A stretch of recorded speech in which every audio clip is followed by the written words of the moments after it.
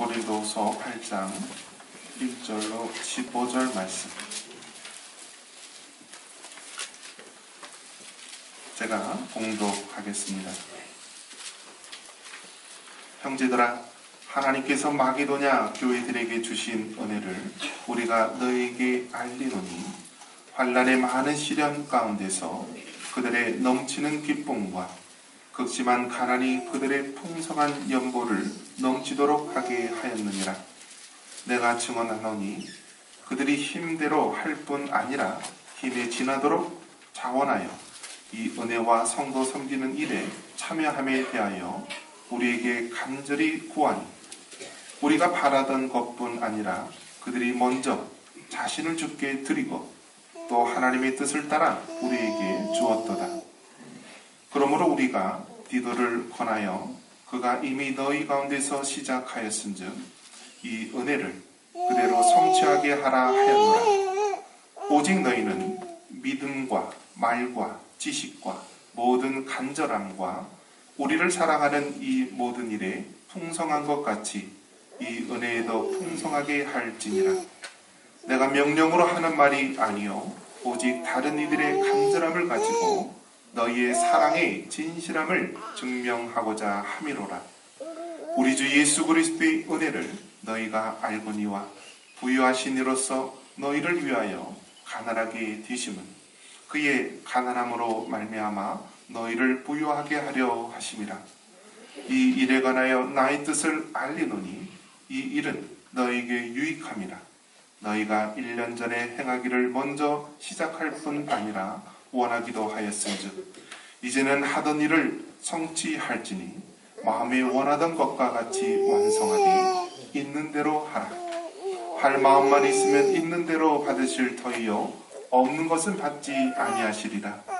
이는 다른 사람들은 평안하게 하고 너희는 공고하게 하려는 것이 아니요 균등하게 하려 함이니, 이제 너희의 넉넉한 것으로 그들의 부족한 것을 보충하면 후에 너희의 넉넉한 것으로 너희의 부족한 것을 보충하여 균등하게 하려 함이라. 기록된 것 같이 많이 거둔 자도 남지 아니하였고 적게 거둔 자도 모자라지 아니하였느니라. 아멘. 한번 따라해 보겠습니다. 청지기의 물질관.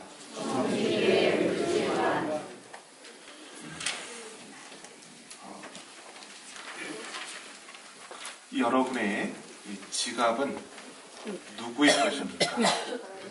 여러분의 안주머니에 있는 지갑. 만약에 지갑이 아직도 여러분의 것이라고 한다면 우리가 정말 청지기로서 하나님 앞에 바르게 서 있는가 돌아가 봐야 됩니다. 반면에 나의 지갑은 하나님의 것이다 라는 믿음이 있으면 여러분은 청지기로서 가까이 서 있는 줄 믿습니다. 모든 훈련에서 보면은요, 결국은 마지막 훈련의 단계가 무엇이냐면은 이 물질에 대한 훈련입니다. 물질에 대한 훈련. 그래서 이 물질에 대한 훈련을 통과하지 못하면은 다 중도에 그만두게 되는 것입니다. 이제 목회자를 양성할 때 우리 장로교에서는 목사를 양성할 때 평균 10년 정도가 걸립니다. 대학 4년, 또 신학대학원 3년, 또 강도사고시 1년, 목사고시 1년, 그래서 도합 9년인데 대부분 한 번 이상씩 다 떨어집니다. 저도 대학교 한 번 떨어졌고요. 신학대학원, 강도사고시 다 줄줄이 떨어져 봤습니다. 그러니까 굉장히 많이 떨어졌죠. 특히 이 신학대학원 3년은 굉장히 중요한데요. 신학대학원 3년 때 대부분 이제 교육 전도사님으로서 시작을 하게 되는데요. 다 가정이 있죠. 결혼을 하고 가정을 이루고 교육 전도사로서 정말 최저 생계비도 안 되는 그것을 가지고 살아갈 때 굉장히 많은 물질적인 훈련을 받게 됩니다. 특히 우리 총신대 신학대학원 같은 경우에는 신학대학원 합격을 하면은 2달 동안을 동계 어학 강좌를 합니다. 히브리어 1달, 헬라어 1달. 그러면 이제 성경 원어를 배우는 그런 의미도 있지만은요, 더 더 중요한 의미는 무엇이냐면 다니고 있던 직장을 다 그만둬라라는 것입니다. 대부분의 직장이 2달 동안 그만두면은 다 사직서를 내고 그만둬야 되는 것입니다. 그러면 그때서부터 어떻게 해야 되죠? 정말 하나님만 바라보고 하루하루 살아가는 훈련을 하게 됩니다. 저도 신학대학원 3년을 다녔지만은요, 신학대학원 탁 이제 준비를 하는데 하나님이 또 재수를 시킵니다. 그래서 직장 생활을 하다가 재수를 할 때 머릿속으로는 이 실업급여를 타고 어떻게 운영을 하고 하면 잘 통과가 되겠지라고 했는데 막상 이렇게 시작을 하다 보니까요, 하나님이 그 생각을 다 뒤집어 엎습니다. 당연히 물질이 잘 공급될 것 같은 그러한 곳은 이제 차단이 되고, 또 예를 들면 부모님과 형제로부터 도움을 받았다라고 한다면 하나님이 그 신학대학원 훈련 기간 동안에는 철저하게 그거를 막으시는 것을 경험합니다. 그러면서 하나님이 원하시는 것은 무엇이냐? 철저하게 하나님만 바라보도록 하라라는 것입니다. 그래서 신학생들이 가장 좋아하는 새가 여러분 뭔지 아세요? 무슨 새를 좋아할 것 같아요? 까마귀를 좋아하더라고요. 까마귀. 하나님께서 까마귀를 통하여 물어다 주시는 것. 그래서 얼마나 기적적으로 하나님이 공급해 주시고 기도해 주시는지 모릅니다. 자, 그러면 비단 이 목회자에게만 물질에 대한 훈련을 시키시느냐? 물론 더 아주 심하게 또 훈련을 시키는 것은 사실이지만 모든 성도들에게 이 물질에 대한 훈련은 다 한 번씩 경험을 하게 됩니다. 그렇다라고 한다면 이 청지기로서, 하나님의 일꾼으로서 우리는 어떠한 물질관을 가지고 살아가야 될지 성경을 통해서 바로 깨닫기를 바랍니다. 자, 요즘에는 어떤 추세냐면은 11조를 하지 말라라고 공개적으로 말을 하는 시대입니다. 심지어는 목사라고 하는 사람까지도 11조는 구약의 율법이요, 신약에서는 더 이상 할 필요가 없다라고 합니다. 결론부터 말하자면 11조의 이 계명은 구약뿐만이 아니라 오늘을 살아가는 우리에게도 여전히 지켜야 될 하나님의 계명임을 믿습니다. 자, 구약에서는 먼저 그러면 이처럼 11조 또 하나님의 헌금이 어떻게 사용되었는지 우리 성경을 통해서 한번 찾아보겠습니다. 먼저 성경에서 가장 먼저 10의 1조를 드렸던 부분은 어디냐면 창세기에 아브라함이 10의 1조를 드리는 장면이 나옵니다. 창세기 14장 20절 말씀, 성경을 한번 찾아보겠습니다. 창세기 14장 20절.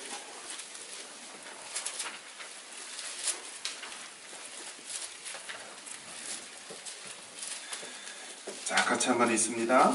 너희 대적을 네 손에 붙으신 지극히 높으신 하나님을 찬송할지로다 하니 아브라함이 그 얻은 것에서 10분의 1을 멜기세덱에게 주었더라. 아멘.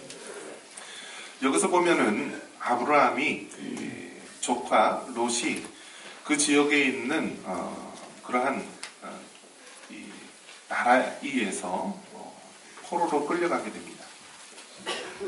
그래서 아브라함이 사람들을 모아서 가서 이제 그 롯을 끌고 갔던 그 악한 나라 군사들을 멸하고 조카 롯을 구해오게 됩니다. 그러면서 거기서 전쟁에서 승리하게 된 많은 이 노획물을 가지게 되는데요. 이렇게 전쟁에서 승리하고 올 때에 그때 소돔 왕과 살렘 왕 멜기세덱이 이제 환영하며 이 아브라함을 맞는 장면이 나옵니다. 그 당시에는 전쟁에 승리하면은요, 승리한 자가 그 모든 재물과 가축과 모든 것들을 갖는 것이 당연한 것이었습니다. 그런데 이 아브라함은요, 자기가 노획한 모든 것들, 그것의 10분의 1을 멜기세덱에게 주게 됩니다. 그러면서 이것이 이스라엘 백성들의 그 10분의 1의 하나의 율법으로서 모세 시대 때서부터 이어져 오게 되는데요. 자, 이때 10분의 1을 드릴 때 아브라함은 어떤 마음을 가지고 있었느냐 하면은 하나님을 향하여서 부르는 그 호칭을 통하여 알 수가 있습니다. 19절에 보면은 이 멜기세덱 왕이 어떻게 하나님을 부르냐면은 천지의 주제이시여 지극히 높으신 하나님이여 라고 말합니다. 즉 하나님을 향하여서 천지의 주제라고 말씀을 합니다. 또 아브라함도 22절에 말하기를 천지의 주제이시여 지극히 높으신 하나님이라고 말씀합니다. 천지의 주제, 이것은 이 하나님을 향하여서 하나님의 주제권이 있다, 로드십, 우리 하나님이 주인이시다라는 그러한 말을 담고 있는 이 호칭입니다. 천지의 주제이신 하나님, 지극히 높으신 하나님. 즉 아브라함이 전쟁에서 승리하게 된 것이 아브라함의 어떤 모략이 뛰어나서, 또 군인들이 용기가 뛰어나서, 또 어떤 전술이 훌륭해서 전쟁에 이긴 것이 아니라 바로 우리 하나님께서, 전능하신 하나님께서 그 전쟁을 이기셨다라는 그런 믿음의 고백입니다. 그러면서 이 10의 1조를 바로 이 멜기세덱에게 드리는 장면이 나옵니다. 자, 그러면서 우리 성경을 또 찾아보면은요, 구약의 다른 부분을 보면 민수기 18장 24절을 보면은 또 11조의 사용이 어떻게 되었는지 나오고 있습니다.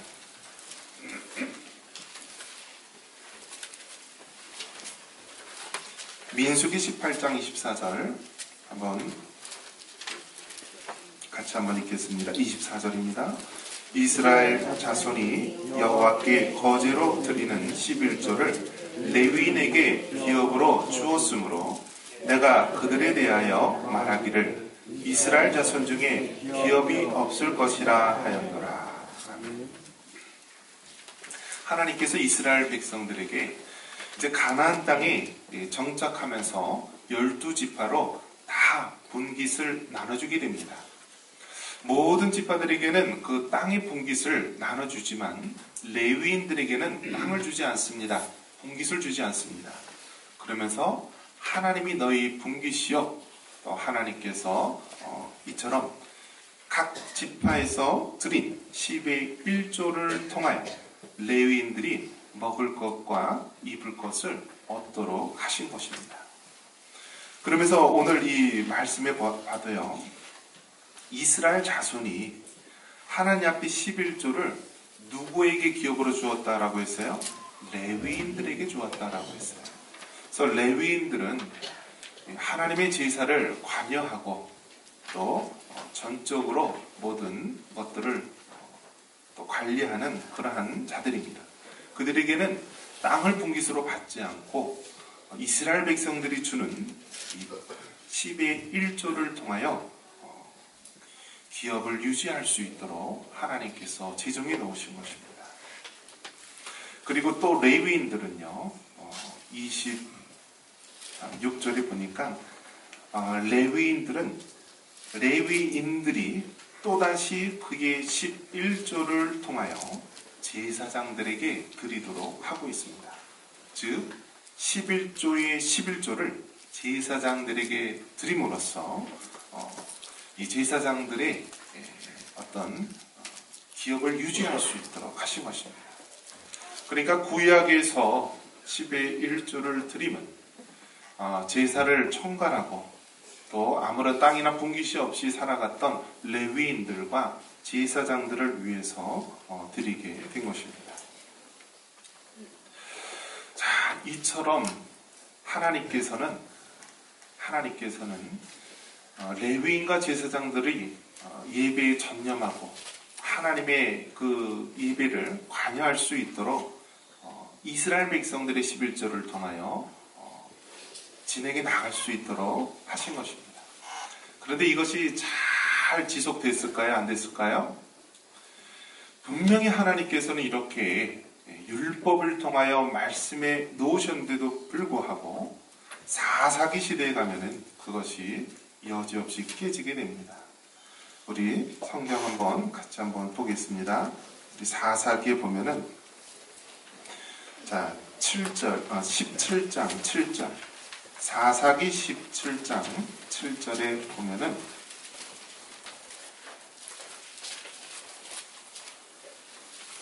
7절과 8절 한번 보겠습니다. 유다 가족에 속한 유다 베들레헴 한 청년이 있었으니 그는 레위인으로서 거기서 체류하였더라. 그 사람이 거주할 곳을 찾고자 하여 그 성읍 유다 베들레헴을 떠나 가다가 에브라임 산지로 가서 미가의 집에 이르매. 하나님께서는 이스라엘 백성들의 11조를 통하여 레위인과 제사장들이 기업을 유지해 나갈 수 있도록 하셨습니다.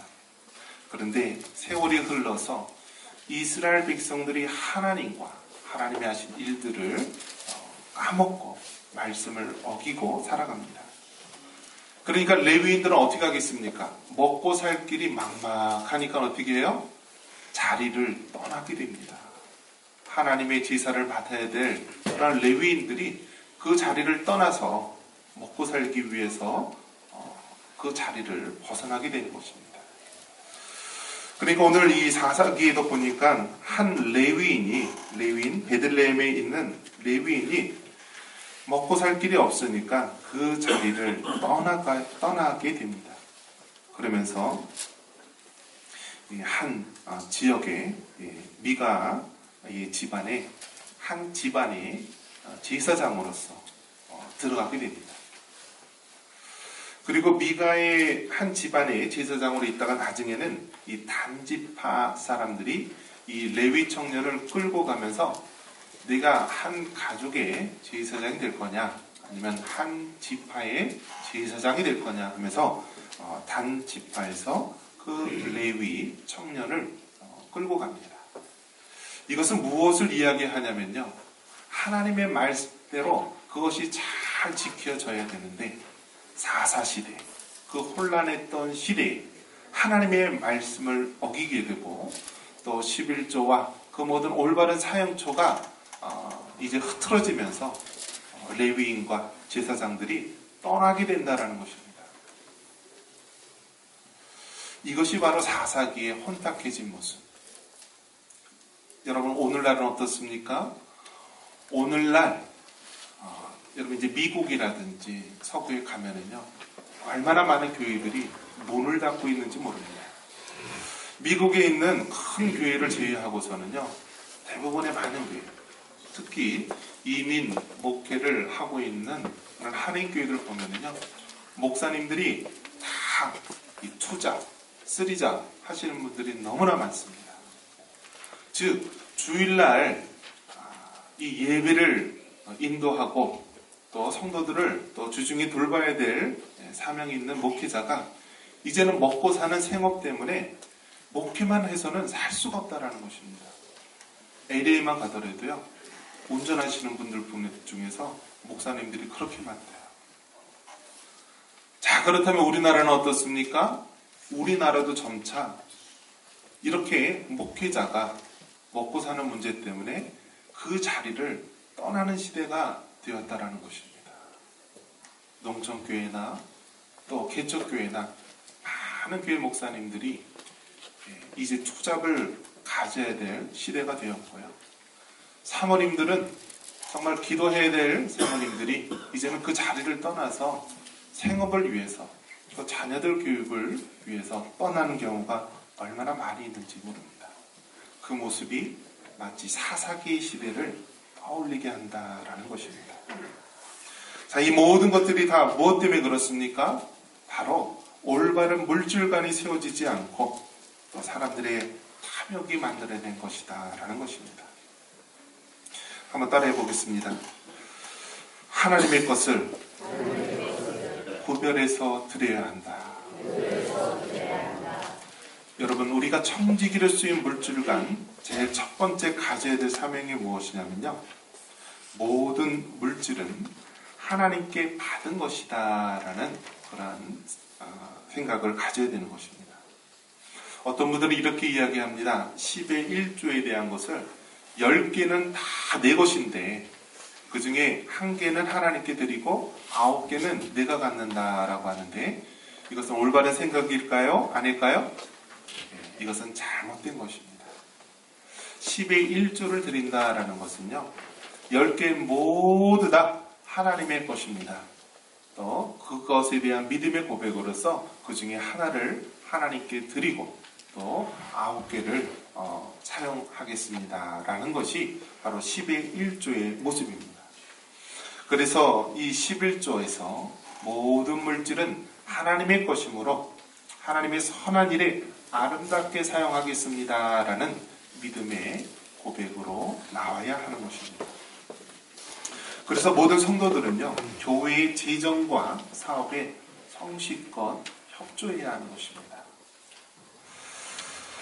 모든 사람이 다 하나가 되어서 하나님의 일들을 감당해야 되는 것입니다. 그러면 우리가 이 헌금을 할 때 가장 대표적인 헌금이 무엇이냐면은 11조와 감사 헌금을 말할 수가 있습니다.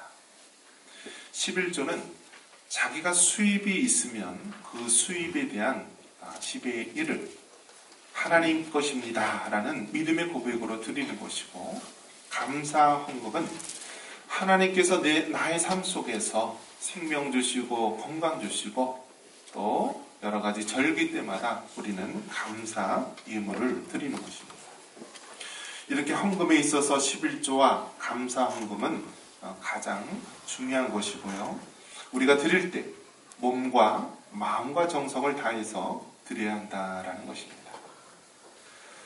그런데 여러분, 이러한 헌금 생활은 어릴 때서부터 배워야 하는 것입니다. 어릴 때 누구에게 배워야 될까요? 부모님으로부터 배워야 되는 것입니다.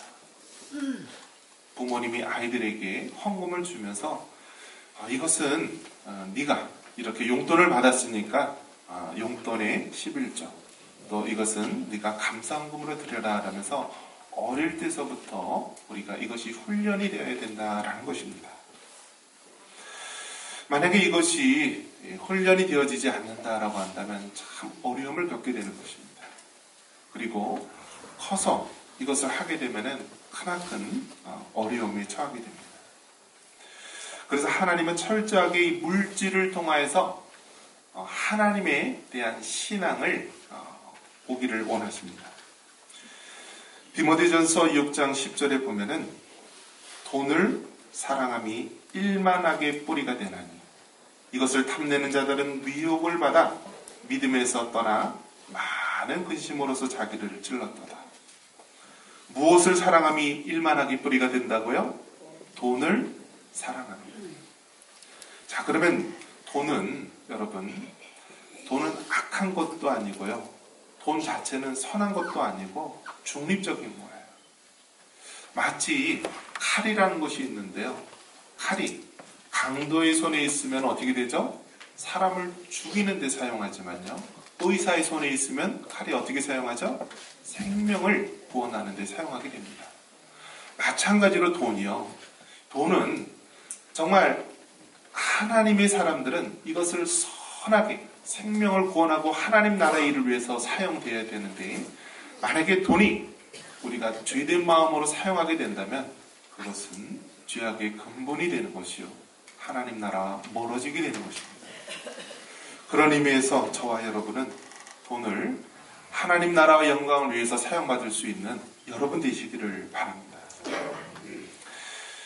특별히 우리가 헌금을 할 때 하나님께서 우리에게 주시는 마음이 있는데요, 고린도후서 9장 7절에 보면은 어떻게 헌금을 하라라고 말씀하냐면, 한번 우리 같이 한번 읽어보겠습니다. 고린도후서 9장 7절, 우리 유인물 맨 밑에 나와 있습니다.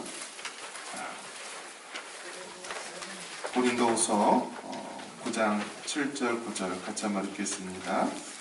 각각 그 마음에 정한 대로 할 것이요 인색하거나 억지로 하지 말지니 하나님은 즐겨내는 자를 사랑하시느니라. 여러분, 우리가 하나님 앞에 예물을 드릴 때요, 인색하거나 또 억지로 하지 말라고 말합니다. 그러면서 어떻게 하라고요? 즐겨내는 자를 사랑하신다라고 말씀합니다. 한번 따라해 보겠습니다. 즐겨내는 자를 사랑하신다. 여러분, 예물을 드릴 때요, 억지로 하면은 안 되는 것입니다. 인색함으로 하면은 안 되는 것입니다. 하나님 앞에 드릴 때는 즐거운 마음으로, 기쁜 마음으로 할 수 있는 여러분 되시기를 바랍니다. 그러면서 기록된 바 그가 흩어 가난한 자들에게 주었으니 그 의가 영원토록 있느니라. 여러분, 지금은 사회복지가 있어서, 특히 우리나라는 사회복지가 발전을 해서 가난하고 어려운 자들에게 이러한 나라가 많이 책임을 지지만요, 여러분, 사회복지가 없었을 때는 하나님의 교회가 굉장히 많은 부분을 감당했습니다. 우리나라에서도 복음이 처음 들어오고 선교사님들이 했던 것이 무엇이냐면, 이 가난한 자들을 위해서 얼마나 많은 일들을 감당했는지 모릅니다. 또 고아원을 세우고 학교를 세우고 또 어려운 과부들과 또 많은 약자들을 도왔습니다. 자, 이처럼 이 모든 것들이 성경적인 물질관을 가지고 하나님 나라를 위해서 사용해 왔던 것입니다.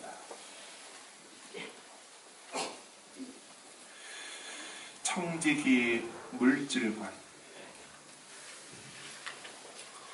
헌금에 대한 이야기를 하면은 요즘 현대인들은 싫어합니다. 또 심지어는 교회를 떠나기도 합니다. 하지만 분명한 것은 우리가 하나님의 은혜를 깨닫고 복받는 삶을 사용하기 위해서는 올바른 물질관을 가져야 되는 것입니다. 올바른 물질관, 이것은 하나님이 우리에게 주신 것이기 때문에 우리가 하나님께 받은 것을 드리는 마음으로 헌금을 해야 합니다. 한 예화를 드리고 마치겠습니다. 여러분, 사람이 죽으면 화장을 하게 됩니다. 과거에 화장할 때는 이 금리빨이 있으면요, 금리빨이 이렇게 형태가 남았다라고 합니다. 근데 요즘에는요, 화장할 때 너무 화염의 불꽃이 강하고 뜨겁기 때문에 이 금도 다 이렇게 기화돼서 날아가서 없어진다라고 합니다. 여러분이 이 땅에 쌓아놓은 모든 물질은요, 마지막 때가 되면은 이 세상과 함께 다 녹아져서 사라질 것입니다. 하나님이 주신 물질, 하나님이 주신 것, 하나님 나라를 위해서, 그의 영광을 위해서 귀하게 사용받을 수 있는 우리 모두가 되기를 주님의 이름으로 축원합니다. 기도하겠습니다.